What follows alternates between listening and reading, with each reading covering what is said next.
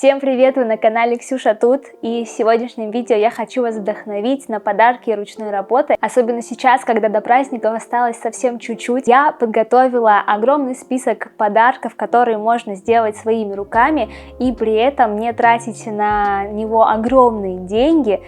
И сделать всего за пару вечеров, может быть даже за один вечер. Я разбила эти варианты подарков на категории, поэтому вы можете смотреть все видео, это будет очень круто, возможно вас просто вдохновит на что-то, и категория, к которым относится подарок, вы придумаете что-то свое, свою реализацию. Ну и конечно же не забываем лайкать это видео, чтобы не забывать. Эти идеи подарков вообще актуальны не только под Новый год, но и под любой другой праздник, поэтому сохраняем, пересылаем своим друзьям, кому это тоже может быть актуально, может быть вы вместе соберетесь и сделаете какой-то вечер подготовки к праздникам. И мне, конечно, будет приятно, если вы подпишетесь на канал, в скором времени здесь будет больше о творчестве и разных интересных идей. Что, первая категория, с которой я хочу начать, она подойдет абсолютно всем.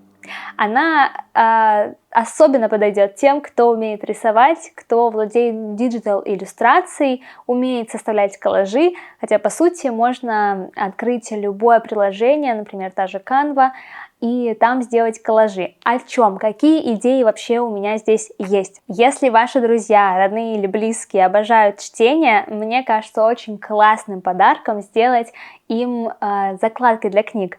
Вы можете их сами нарисовать, а потом заламинировать, или вы можете сделать диджитал иллюстрации, потом на плотном картоне это все распечатать. Это очень круто, потому что можно подарить какую-то памятную закладку, например, с фотографиями вдруг, или, например, с цитатой любимого автора ваших друзей. И мне кажется, еще прикольно сделать такие закладки под сезон, например, летний вариант закладок, зимний вариант и так далее. Еще мне понравилась идея с календарем. Вы можете создать свой календарь на предстоящий год, например, с памятными фотографиями. Или также, если вы рисуете, можно сделать иллюстрации под каждый месяц, обозначить какие-то важные даты в календаре и распечатать его в небольшом формате. И такой календарь поставить в подставочку, обычно я видела в деревянных, например, и когда человек может сам просто убирать каждый месяц, и не нужно ни сшивать, это все очень красиво, минималистично выглядит. Я помню, как в детстве я делала тоже на Новый год бабушкам календари с нашими семейными фотографиями. Это было очень круто, когда каждый месяц фотография обновлялась, она что-то значила, несла какое-то радостное событие всей нашей семьи. Было очень здорово, по-теплому. В общем, круто. Конечно, не могу не сказать о постерах, потому что сейчас очень это популярно. И если ваши друзья, ваши подруги, ваши родные тоже увлекаются и им нравится украшать постерами, какими-то картиночками свою стену, то вот вам вариант. Вы можете создать такие абстрактные портреты своих друзей, своих близких, или, например, сделать их в стиле, знаете, таких рисованных, как иконок, что-то такое, может быть, игрушечное даже. И не обязательно уметь рисовать очень хорошо, потому что вот именно идея с абстрактными рисунками мне нравится даже больше. Также, конечно, можно в постеры уместить, например, ваши совместные любимые фильмы или цитаты из книг, фильмов, сериалов. Может быть, также абстрактные картинки, портреты ваших любимых героев поместить тоже будет очень интересно. Что думаете, кстати, насчет постеров? Оставьте комментарии. Также с популяризацией разных гирлянд, я думаю, что вам лучше будет даже не купить бумажную гирлянду, а ее вырезать самим. Вы просто свободны в выборе цвета гирлянды, в выборе размера гирлянды, фраз. Я думаю, это очень крутая тема, и сейчас это достаточно модно, и можно менять, и можно сделать также под какой-то сезон, поэтому берите на заметку бумажные гирлянды, которые можно вырезать самим. Ну что, следующая категория я назвала из бисера.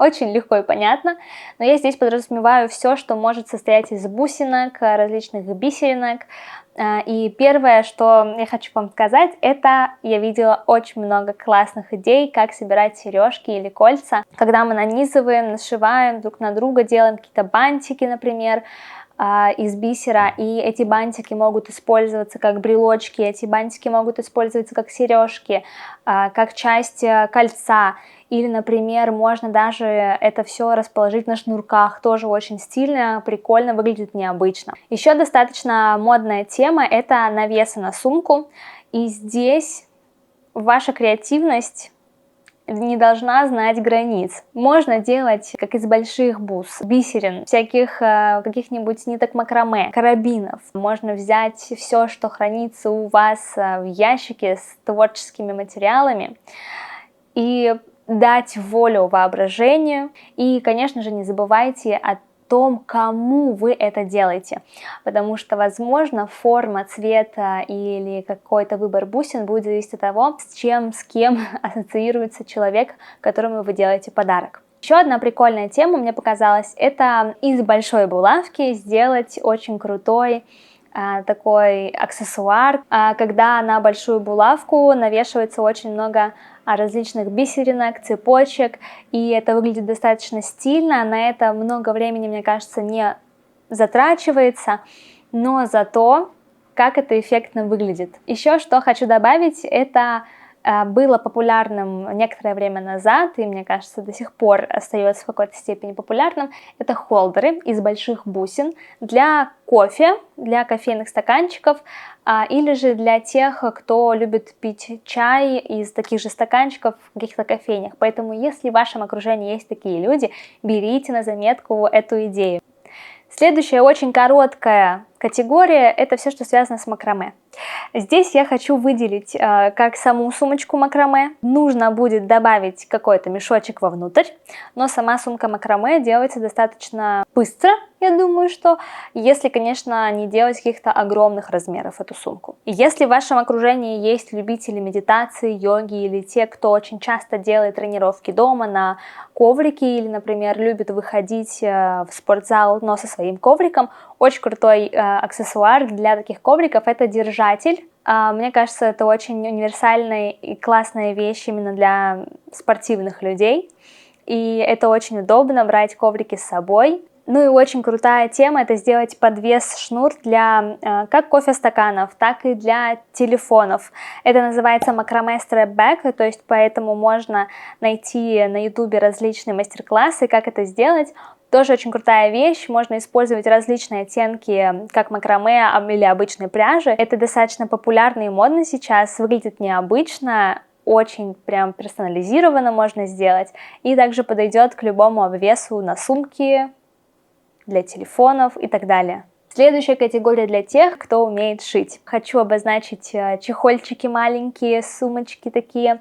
Их можно использовать как чехол для очков, для кисточек косметических, например, чтобы не запачкать всю косметичку. Также такие маленькие как бы кошелечки можно использовать для хранения средств личной гигиены, поэтому такой вариант чехольчика подойдет идеально для девушек. Своим подружкам берите на заметку. Также, конечно, можно и сшить мешочек для хранения косметики, как для ванной комнаты, так и для спальни. Ну и, конечно же, можно сшить саму косметичку, особенно которые вот эти популярные в тренде сейчас объемные, или, например, с такой меховушечкой. Если у вас очень классная машинка и вы понимаете, как это делать, вам не составит труда это сделать за один вечер. Еще одна прикольная тема, особенно для путешественников, это маска для сна. Мне кажется, здесь тоже можно пофантазировать, сделать ее какой-то необычной, может быть, в стиле пэтчворк. Как раз это будет в тему ресайклинга. Для ярких, интересных личностей, творческих, креативных, можно сшить такую накидку, как волан-накидку, даже не знаю, как это правильно описать, но мне нравится, что можно использовать многослойность. Такой аксессуар подойдет под множество вещей, как под платье, под рубашки. В тему тренда для обвесов можно сделать классные большие объемные брелки. Это даже будет выглядеть, может быть, как мини-игрушечка, но я думаю, здесь тоже можно поиграться с вариантами, как использовать, как это сделать. Сшитые резинки очень круто смотрятся, и даже если вы не делаете такие резинки, которые можно в 2 оборота делать, то можно сшить такие небольшие резиночки, которые, знаете, надеваются на пучок. Они бывают в виде цветка, в виде сердечка, может быть, что-то можно еще придумать. Тоже выглядит очень интересно для творческих, интересных, креативных, ярких людей. И мне еще нравятся также объемные гирлянды. Есть объемные и есть необъемные гирлянды. Очень красиво выглядят с небольшой вышивкой или когда украшают такую гирлянду из ткани какими-нибудь бусинками, бисером тоже.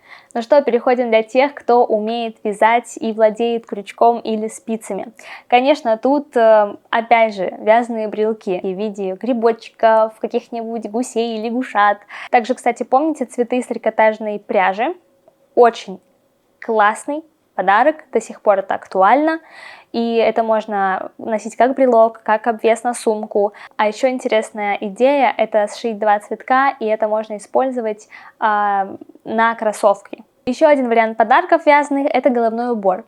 Я не говорю про шапки, я здесь скорее о быстрых каких-то вещах, например, просто повязка на голову. Ее можно сделать из, например, очень толстой пряжи, объемный, она будет выглядеть невероятно круто, невероятно стильно. Также можно связать косынку-чепчик, тоже вяжется достаточно быстро. Мне очень нравится, в этом году я сама себе связала 2 таких косыночки.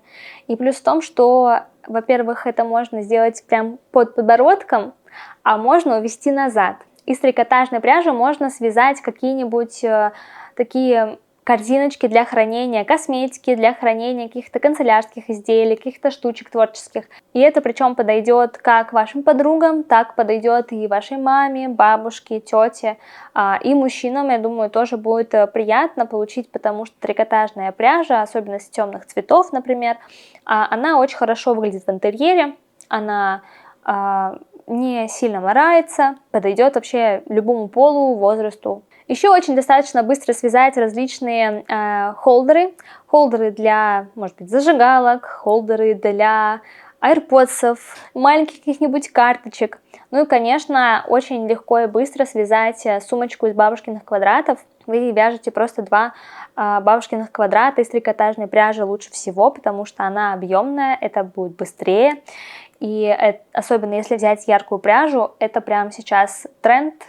Он не утихает уже какое время, достаточно всегда будет актуальным и очень милым. Ну что, давайте перейдем к самой последней и самой объемной категории. Это все, что связано с полимерной или самозатвердевающей глиной. Здесь вариантов просто уйма. Подвески, причем подвески можно сделать, знаете, как в виде цветочков, и здесь такой кожаный шнурочек. Можно сделать подвески, как бы сделать различные формы, это будут ваши большие бусины, и сделать их тоже на какое-то ожерелье из бисера. Причем можно сделать разные формы, которые связаны воспоминанием с этим человеком, кому вы будете это дарить. Если из самозатвердевающей глины, это займет 2 вечера, потому что для одного вечера вам нужно это будет все слепить, и на следующий вечер вам нужно будет все это разукрасить.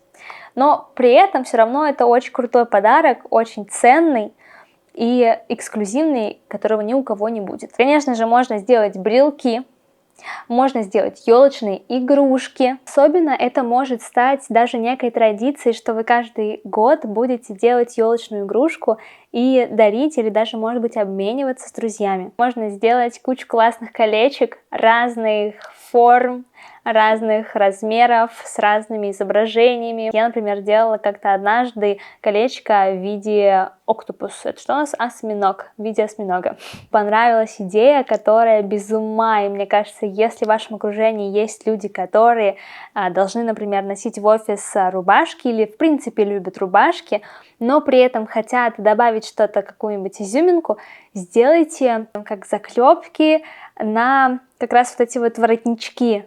Это выглядит просто невероятно, и можно сделать тоже это в виде разных, например, форм. Это как ручки, или просто сделать с одной стороны собачку, с другой кошечку, или сердечко, облачко, в общем, все что угодно. Это объединить тоже цепочкой, выглядит невероятно красиво, безумно и придает некий какую-то некую изюминку к образу. Возможно, следующая идея подойдет не всем, она придется, может быть, вам не по вкусу, но мне кажется, это интересно, и я давно хочу такое сделать для себя. Это сделать домино. Домино из глины, которая вот сама затвердевает. Даже сделайте шашки, тоже очень крутая вещь. Или, например, сделать, допустим, такую игру, как крестики-нолики, уж если вам не нравится домино. И крестики-нолики можно сделать как в классическом варианте, так можно и сделать, я видела очень много разных примеров, когда делают в виде тоста, а вот эти крестики, это, например, авокадо, нолики, это какой-нибудь хлеб или яичница. Тоже очень выглядит круто, забавно и интересно. Для тех, кто любит книги, очень крутой вариант — это разделитель для книг. Такая вещь может быть как основным подарком, а может быть также просто как дополнение, если вы, например, дарите книгу. И вот такой небольшой аксессуар можно сделать своими руками. Точнее, даже не аксессуар, а гаджет. Конечно, из глины можно сделать огромное количество подставок. Подставки как под свечи, в различных тоже текстурах, формах, различных видов, например, там это облака, это может быть конфета, это может быть в виде таксы или еще какой-либо, не знаю, собачки. Также это может быть подставка под телефон. Тоже интересный пример я находила. Под фотографии, да, маленькие такие в виде конвертиков, в виде облачков, просто такие минималистичные, с необычными вмятинками. Тоже очень выглядит интересно, это может быть как дополнение к какому-то основному подарку. Если, например, вы делаете, помните, календарь, можете сделать подставку под этот календарь сами. Еще мне понравилась такая идея, как сделать коробочку для спичечных коробков. И это тоже может быть основной подарок, а может быть также дополнение как к подарку, например, если вы дарите свечу, и чтобы их было приятно и красиво хранить на каком-нибудь видном месте, рядом с какой-нибудь вкусно пахнущей свечой. И вот так вечерами ваш друг, коллега, подруга, может быть какой-нибудь родственник или любимый, или любимая будут зажигать эту свечку. Это будет очень крутое, теплое воспоминание. Ну что, мне кажется, идей достаточно много. Я надеюсь, какие-нибудь из них вас вдохновили на то, чтобы сделать подарок своими руками к празднику. Ставьте лайк этому видео, пишите комментарии, как вам подборка, какие, может быть, идеи вы уже реализовывали или что вам понравилось больше всего. Мне будет интересно узнать. И до новых встреч, до новых подборок. Пока-пока!